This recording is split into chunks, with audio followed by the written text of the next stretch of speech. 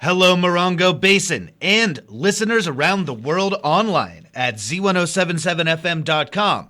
Here is the Z107.7 local news for Friday, February 7th, 2025.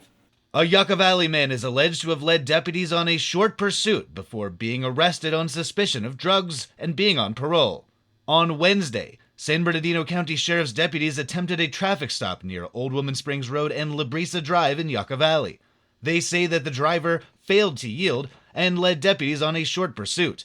The pursuit ended, and deputies say that the driver, whom they identified as Daniel Haverty, a 28-year-old resident of Yucca Valley, was in possession of drug paraphernalia. Haverty was also found to be on parole. Daniel Haverty was arrested without further incident on suspicion of felony evasion with disregard for safety and possession of drug paraphernalia, and was booked at the West Valley Detention Center, where he is being held without bail. The California Highway Patrol is seeking the public's help in locating a vehicle of interest in a fatality accident which occurred on Tuesday at approximately 1 p.m. on westbound Interstate 10 west of Washington Street. The CHP's Indio area office is currently looking for anyone who may have witnessed the accident or has video recordings of the accident.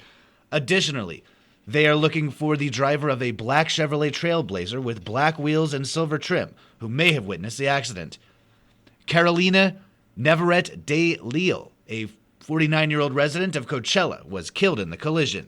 If you have any information about this collision, please contact CHP Officer Villalobos at 760-772-5300.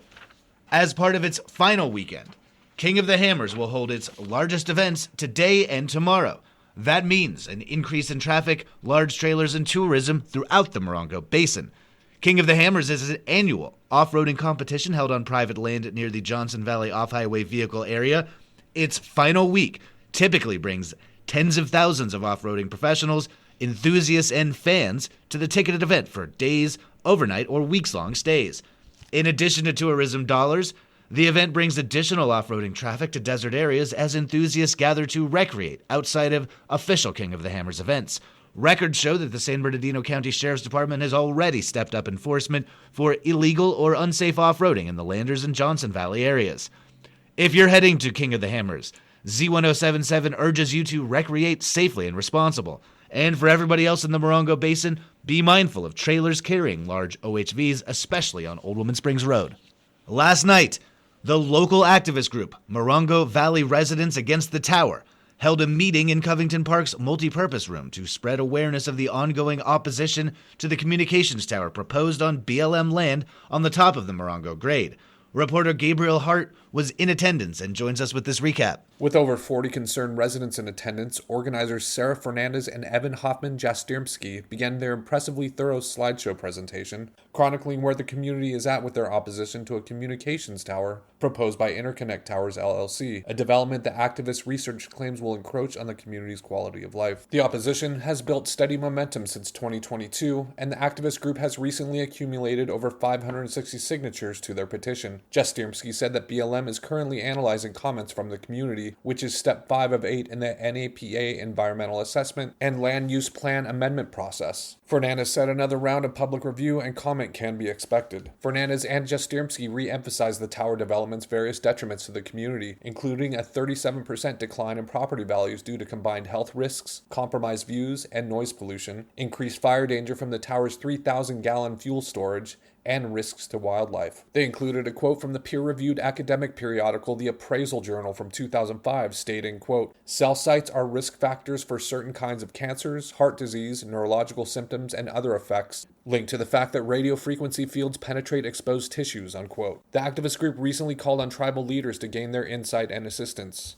I did a tour of the site with a tribal representative of the Kauai back in October. Since then, we met with NALC. They helped spread the word to the other tribes. They were kind of the in that we needed to be heard. That picture up there was taken a week ago. 4 different tribes came. The 4 tribes coming together, talking about how this site fits in with kind of the cultural landscape and the fact that the BLM's archaeological survey from 10 years ago was really insufficient. They called the 2 members of the BLM in, and I did overhear that part. They demanded a new archaeological survey.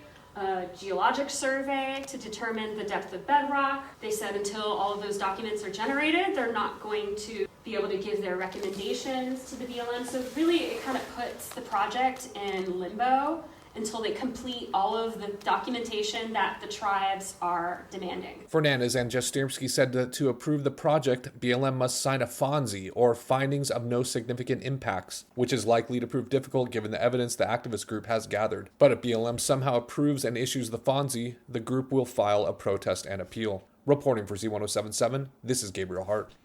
Learn about San Bernardino County's dark sky ordinance with a dark sky lighting workshop today at the Copper Mountain Mesa Community Association. The workshop will feature presentations from Steve Bardwell of the Morongo Basin Conservation Association and lighting designer Kathy Prisgoda.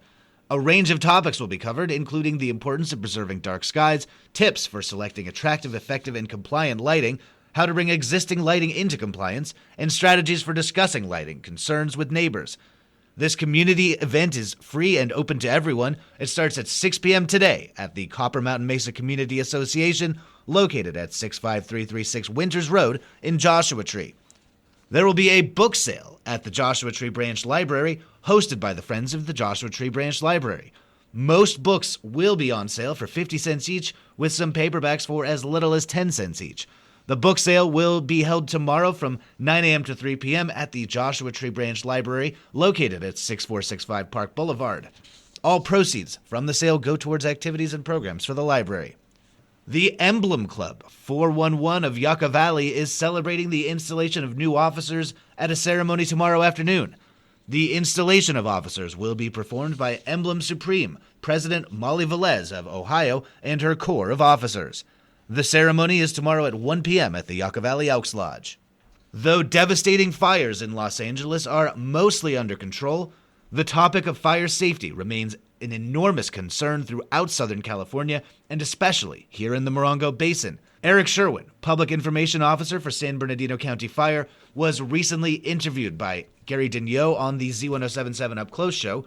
Annalise Kuiper joins us with a look at their conversation.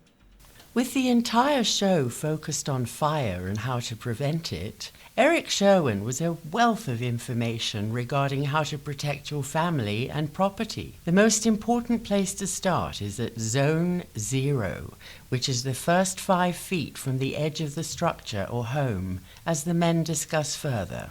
The current recommendation, or the new recommendation, is that there is nothing combustible in those first 5 feet. So we're talking about rock or concrete. That's the best case scenario, is those first 5. When we talk about trees that exist on our property, we want to limb those up for about the first 5 feet. So we want to keep those trees away from the structure itself. Again, to that point, we want to make sure nothing's touching our roofs. If you have rain gutters, let's keep those clear. Anything where if an ember lands, it's not landing in a fuel bed that can cause a bigger fire and carry it into a structure. Our goal as a fire department is to stop the fires from occurring. When the fires do occur, how do we stop homes from burning? The current science and evidence shows that if we can create that 5-foot zone 0, we're putting a homeowner in a position where there's less of a chance of their house igniting. For more information, go to the San Bernardino County Fire website at sbcfire.org, where you can also find details on volunteer opportunities, as well as the residential assessment program. Reporting for Z107.7 News, I'm Annalise Kuiper. The Johnson Valley Neighborhood Watch meets tomorrow morning. Everyone in Johnson Valley and neighboring areas is invited to get updates on break-ins, squatters, and more.